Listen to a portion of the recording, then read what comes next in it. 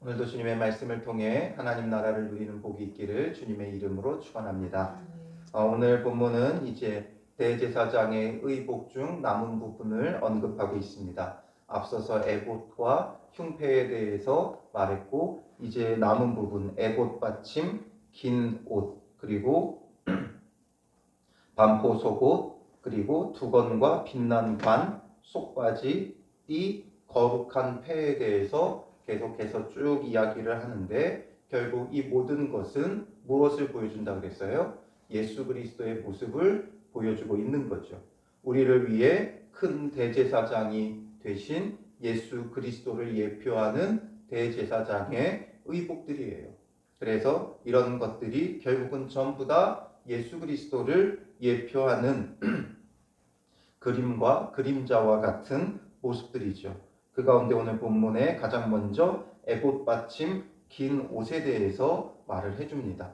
에봇 받침 긴 겉옷은 에봇 받침 긴 옷은 겉옷의 개념이에요. 그래서 제사장의 의복 가운데 파란색, 그래서 에봇 바로 그 안에 입게 되는 것이죠. 그래서 이 파란색으로 긴 옷을 만드는데 이 옷의 특징은 파란색으로 만들었다는 거예요.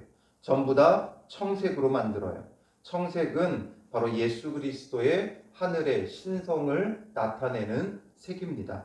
자, 앞선 24장 10절에 하나님께서 모세와 70인의 대표들에게 임재하실 때 보여주셨던 모습이 24장 10절에 보면 이스라엘의 하나님을 보니 그의 발 아래에는 청옥을 편듯하고 하늘같이 청명하더라. 청옥 같다 표현을 하죠. 청색은 하늘의 그 신성을 나타내는 색이 되어집니다. 그래서 에봇 받침 긴 옷은 푸른색으로 만들어 예수 그리스도의 그 신성에 대해서 나타내주고 있고 보여주고 있어요. 그리고 나서 그곳에다가 이제 다른 어떤 것보다 설명하는 것을 보면 그 옷 가장자리 밑에다가 석류와 순금으로 방울을 만들어서 하나하나 번갈아 가면서 달았죠. 석류와 금방울이 그 밑에 담겨 있어요. 석류는 풍요로움을 나타내는 과일이고 금방울을 다는 것은, 그러니까 석류는 예수 그리스도의 그 신성의 풍성함을 나타내 준다고 볼 수 있고, 금방울은 이제 제사장을 위해서 대제사장이 이 방울이 울릴 때마다, 그러니까 움직임의 이 방울 소리가 나니까 그 행동 거지를 어떻게 하게 되어 있어요? 조심하게 되어 있는 거예요. 모든 행동을 주님 앞에서 절제하며 조심하며 행할 수 있게끔 하는 게 바로 이 금방울이에요. 하나님 앞에 한순간도 경건하고 엄숙한 자세를 흐트리지 않도록 긴장케 하는 것이 금방울이죠. 그리고 또한 그 지성소 안에서의 그 상황을 밖에 있는 사람들에게 알리는 역할도 하는 거죠. 그렇듯이 우리도 우리의 삶 속에 그리스도의 그 신성함을 우리가 본받아, 그리스도를 본받아 우리의 행동거지 일거수일투족을 우리가 조심해야 돼요. 항상 절제해야 돼요. 우리의 마음이 가는 대로 행하는 것이 아니라 절제된 행동이 필요하다라는 것을 우리에게 보여주죠. 그 다음에 이제 직조한 가는 배로 27절에 속옷을 지으라고 말하고 있는데, 이 속옷의 개념은 우리의 속옷의 개념과는 다르다고 했죠. 가장 안에 있는 그 겉옷이에요. 이게 겉옷이고, 아까 그 말했던 에봇 받침 긴 옷은 외투의 개념이라고도 볼 수 있어요. 그래서 두 겹으로 옷을 입는데 그 안에 입었던 옷이다, 이런 의미에서 속옷이지 우리의 말하는 속옷은 아니죠. 그래서 이 흰색 세마포로 긴 옷을 입게 되어지는데, 이 옷은 흰색 옷이기 때문에 예수 그리스도의 순결과 무죄한 인성에 대해서 우리에게 보여주고 있고요. 그 다음에 빛난 관과 세마포로 두건을 짓고 28절에 세마포로 빛난 관을 만들고 되어 있죠. 이 세마포의 두건과 관은 하나님의 권위에 순종하신 예수 그리스도의 순종을 우리에게 보여주고 있습니다. 예수님은 자기 임의대로 하신 것이 하나도 없어요. 오직 하나님 앞에 복종하며 순종하며 사셨어요. 요한복음 5장 19절에 보면 그러므로 예수께서 그들에게 이르시되 내가 진실로 진실로 너희에게 이르노니 아들이 아버지께서 하시는 일을 보지 않고는 아무것도 스스로 할 수 없나니 아버지께서 행하시는 그것을 아들도 그와 같이 행하느니라 이렇게 말하죠. 그리고 고린도전서 11장 3절에 보면 그리스도의 머리는 하나님이시라. 그러니까 우리의 머리는 그리스도고 또 그리스도의 머리는 하나님이에요. 그러니까 그리스도의 머리에 하나님이 계시다라는 것이 바로 이 두건과 관을 통해서 표현되어지고 있는 것이죠. 그 다음에 속바지를 만들었어요. 세마포로 속바지를 만드는데 속바지는 그 하체를 가리기 위한 수치를 가리기 위한 속바지죠. 바로 이 속바지가 우리의 속옷의 개념이죠. 수치를 가리는 거예요. 예수 그리스도는 무죄하고 거룩하시기에 수치스러움이 하나도 없죠. 그러므로 십자가를 지는 것을 수치스럽거나 부끄럽게 여기지 아니하시고 예수님은 뭐라 그랬어요? 인자가 영광 받을 때가 왔도다. 영광스럽게 여기시며 그 십자가를 지신 예수님이시죠. 그 다음에 이제 29절에 보면 가는 배실과 청색 자색 홍색 실로 수노와 띠를 만들었으니 라고 말하죠. 띠를 만들어요. 이 띠는 그리스도의 종된 모습으로 성도를 섬기는 예수 그리스도의 겸손과 사랑의 실천을 우리에게 보여주고 있어요. 그래서 요한복음 13장 4절에서 5절에 보면 예수님께서 십자가를 지시기 전에 겉옷을 벗고 수건을 가져다가 허리에 두르시고 이에 대야에 물을 떠서 제자들의 발을 씻으시고 그 두르신 수건으로 닦기를 시작하여 되어 있죠. 예수님의 그 종됨과 섬김의 그 모습을 우리에게 보여주셨던 것처럼 허리에 띠를 두르고 우리에게 순종하시는 그리스도의 모습을 보여주는 거예요. 그리고 마지막으로 순금으로 거룩한 패를 만들어 거기에다가 도장을 새김같이 그 위에 여호와께 성결이라고 새기고 되어 있죠. 여호와께 성결이라고 새겼어요. 이게 굉장히 중요하죠. 예수 그리스도가 우리의 대제사장으로서 온전히 성결하신 분이고 그러므로 그 성결하신 그리스도를 옷 입고 본받아 우리도 하나님 앞에 나아갈 때는 항상 여호와께 성결해야 한다라는 거죠. 이마에 붙인다는 것은 그 정신이에요. 우리도 데모하는 사람들 보면 꼭 띠를 두르고 그 이마에다가 뭔가를 쓰죠. 그게 바로 그들의 정신, 자기들의 그 가치, 내세우고자 하는 바 이런 것들을 쓰죠. 그리스도인의 정신은 여호와께 성결이에요.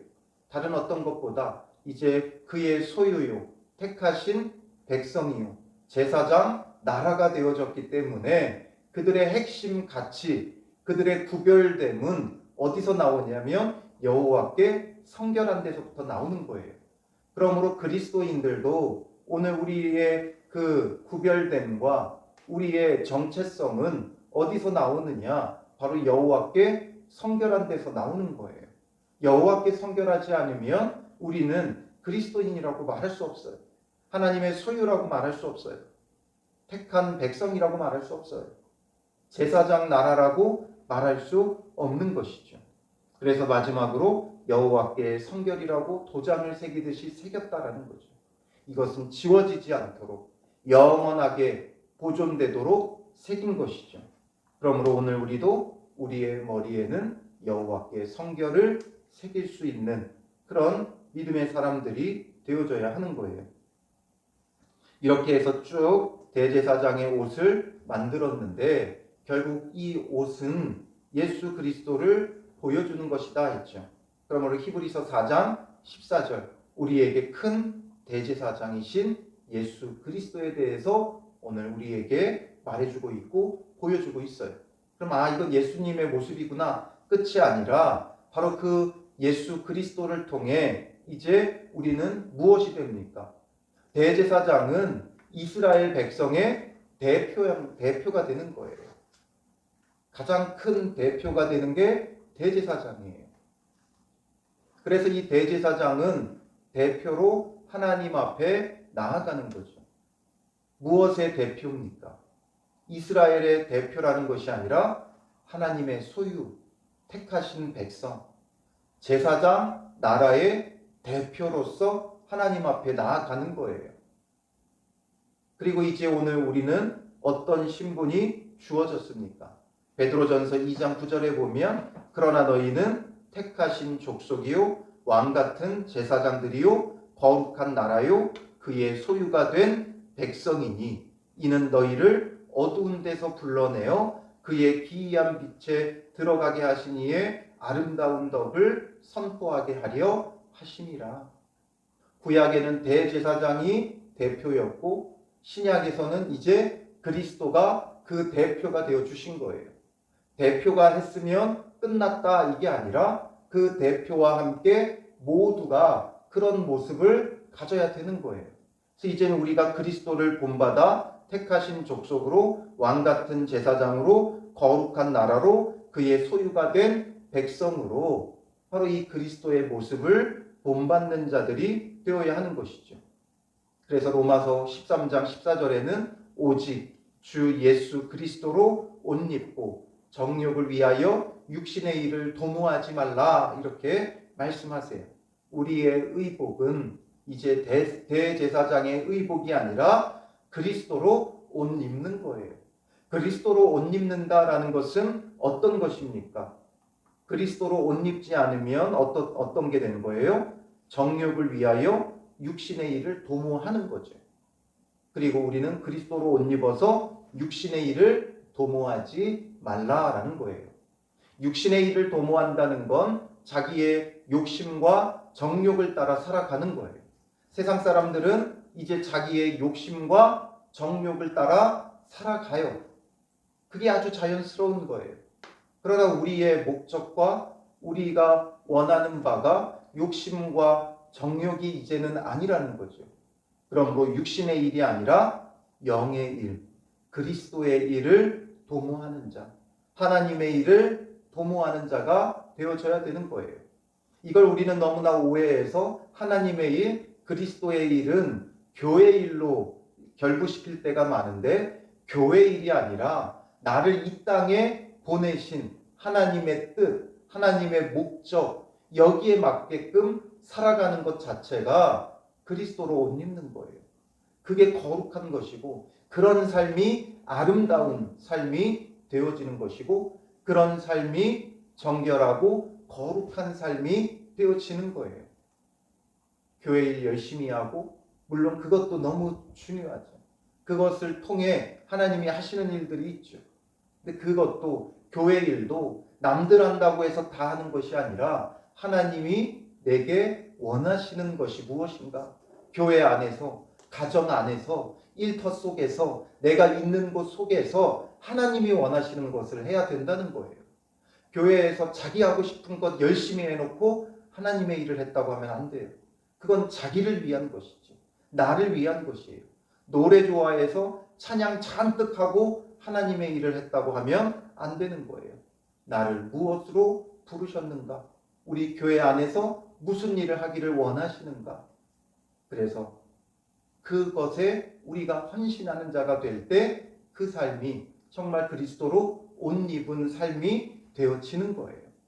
가정 안에서도 내가 하고 싶은 것이 아니라 정말 하나님이 이 가정 안에서 내가 무엇을 하고 무엇을 행함으로써 하나님께 영광되는지 엄마로서 아빠로서 아니면 또 자녀로서 자기의 위치에 맞는 삶을 살아가야 되는 거예요. 그리고 학교와 일터에서 하나님께서 내게 원하시는 것에 맞게끔 살아가야 하는 것이죠. 그래서 내가 하고 싶은 것이 아니라 하나님이 원하시는 것, 그것을 행할 때 그게 바로 가장 복된 일이 되어지고 그리스도로 옷 입는 일이 되어져요. 그래서 이렇게 해서 이제 32절에 보면 이스라엘 자손이 이와 같이 성막 곧 회막의 모든 역사를 마치되 대제사장의 의복까지 만들면서 모든 역사를 마치게 되는 거예요. 성막의 구조물들, 기구들 이런 건 다 만든 다음에 마지막으로 대제사장의 의복까지 하여서 모든 역사를 마쳤다 말이에요. 이 모든 역사를 마침에 있어서 중요한 것 뭐예요? 여호와께서 모세에게 명령하신 대로 다 행하고 이렇게 되어 있죠. 모든 걸 마쳤는데 내 마음대로 마치면 안 돼요. 내 마음대로 다 끝났다 이러면 안 돼요. 정말 주님께서 명령하신 대로 다 행해야 하는 거예요. 그래서 우리는 모든 게 정말 주님의 말씀을 주야로 묵상하며 다 마치는 게 중요해요. 이게 비유가 될 수 있을지 모르겠지만 출애굽기 말씀을 보면서 뒷부분에 오면서 참 쉽지가 않아요. 성막을 만드는 것. 시내산에 도착하면서부터는 말씀을 묵상하는 게 또 저는 가르치고 설교하는 게 쉽지가 않아요. 더군다나 이렇게 막 이제 마지막 출애굽기 뒷부분 지루한 싸움을 하며 묵상을 해 나가는 가운데 어떤 마음이 오냐면 이제 성막을 어떻게 만들라라고 하신 그 후로는 이제 이렇게 만들었다 내용이 반복돼요. 추가된다기보다는 오히려 축소돼서 반복되어져요. 그러니까 앞에서 다 했으니까 뭔가 그냥 건너뛰고 싶은 마음이 들어요. 그리고 이렇게 찾아보면 그 강해 설교하신 분들도 앞에서 이야기했으니까 뒷부분은 그냥 넘어가는 분들이 많아요. 그러니까 그 마음에 유혹이 와요. 아, 이거 그냥 넘어갈까? 앞에 거 그냥 참조하라고 할까? 그리고 지금 이제 돌아오는 주일 성령 강림절을 앞두고 지금 사도행전 빨리 시작해야 되는데 마음은 막 조급하고 그냥 넘어가고 싶고 그런 마음들이 찾아와요. 그러나 우리가 내 마음대로가 아니라 정확히 말씀대로 하는 게 중요해요. 정확히 말씀을 묵상하며 천천히. 성경들이 대부분 그래요. 앞부분은 참 재밌어요. 뒷부분에 가면 좀 상징적이고 비유적인 그런 내용들이 많이 와요. 그것도 대표적인 것 중에 하나가 다니엘서도 그래요. 앞부분은 너무 재밌어요. 막 드라마틱하게 벌어져요. 뒤에는 예언에 대한 부분들이 많이 나오면서 굉장히 어렵고 묵상하기가 쉽지 않죠. 그러나 시작과 같은 마음으로 마지막까지 다 마치는 게 중요해요. 모든 역사를 마치되. 성경의 모든 내용은 하나님의 모든 역사죠. 그 모든 것을 하나님이 이루셨다면 거기에 우리가 참여하는 자가 되기 위해서는 무엇 하나 빼먹으면 안 돼요. 온전하고 완전하게. 내가 원하는 것만 바라보면 안 되고 내가 보고 싶은 것만 보면 안 되고 모든 것을 전부 다 보는 게 중요해요. 하나하나 차근차근 늘 강조하듯이 거북이 걸음 같지만 그 느린 걸음 하나하나가 어느새 많은 곳을 거쳐서 오게 되어지는 거예요. 그래서 언제 이런 말씀 묵상이 끝나나 싶지만 하나하나 묵상하다 보면 끝이 와요. 여러분들은 큐티책을 해가면 되지만 저는 또 이제 끝나갈 때쯤 되면 만들어야 되잖아요. 하나를. 그러니까 이게 만들 때는 아 이거 이제 언제 다 하나. 막 지금도 이 출애굽기도 79번까지 있죠. 그러니까 79일은 봐야 된다는 거예요. 그럼 이거 이제 언제 끝나나 하는데 어느새 또 끝날 때가 되니까 또 그 다음 우리가 묵상할 부분 편집해야 되고 출판사 맡겨야 되고 정신이 없어요. 느린 것 같지만 어느새 끝나요. 어느새 끝나고 어느새 끝나고 그러니까 우리가 끝까지 주님 안에서 모든 역사를 다 마쳐야 돼요. 그래서 어떻게 행했는지 33절부터 41절까지 쭉 그래서 만든 것들 하나님이 명령하셔서 만든 것들을 쭉 나열하고 다시 42절에 뭐라 그래요? 여호와께서 모세에게 명령하신 대로 이스라엘 자손이 모든 역사를 마침에 되어 있죠. 이들은 모든 역사를 마쳤어요. 모든 뭐 하나 부족하지 않고 덜하지 않고 모든 역사를 마쳤어요. 오늘 우리는 어떻게 해야 되겠어요? 모든 역사가 아니라 모든 말씀을 마쳐야 되는 거죠. 말씀을 하나하나 모든 말씀을 다 봐야 돼요.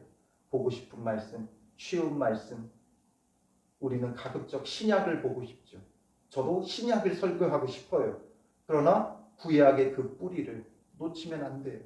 구약 말씀도 봐야 되고 신약 말씀도 봐야 되고 모든 역사, 모든 말씀, 하나님의 모든 역사가 성경에 다 기록되어 있기 때문에 우리는 모든 말씀을 보고 듣고 묵상하고 마치는 자가 되어줘야 하는 것이죠.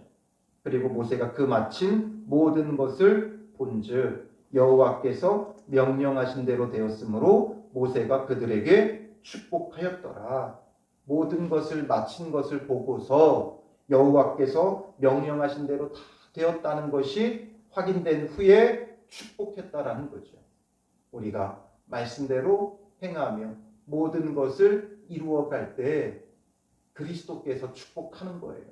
그리고 여러분들이 말씀을 정말 집중하고 정말 하나하나 놓치지 않으려고 힘쓰고 그렇게 마치게 될 때 목사인 저도 정말 그 삶을 보고 그 묵상하는 자세를 보고 마음껏 축복할 수가 있는 거예요. 그렇지 않으면 뭔가 그 안타까움 속에서 온전히 다 축복해 줄 수 없죠. 이런 부분들을 조금 더 힘써야 되는데 그런 안타까움들이 찾아오지 축복이 나오지 않아요. 말씀을 가지고 씨름하며 정말 애쓸 때 목사의 입장에서는 정말 온 마음과 온 힘을 다하여 기쁨으로 축복할 수 있는 것이죠. 이런 축복된 삶이 되기 위해 우리는 모든 역사를 마치는 그 심정으로 주님의 말씀에 집중하고 힘쓰는 성도들이 되시기를 주님의 이름으로 축원합니다.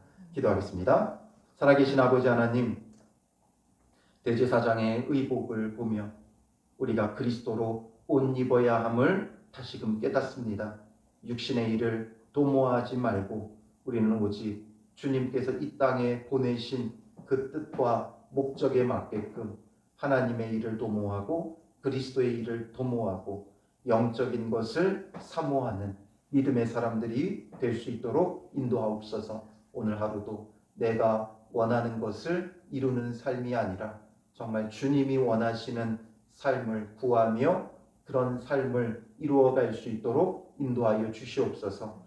내가 하고 싶은 것 잔뜩 해놓고 하나님의 일을 했다고 오해하고 착각하는 삶이 되지 말게 하시고 옳게 분별하여 주님의 모든 말씀, 모든 역사를 보고 듣고 깨닫고 정말 주님이 원하시는 삶을 살아가는 믿음의 사람들 될 수 있도록 인도하여 주시옵소서.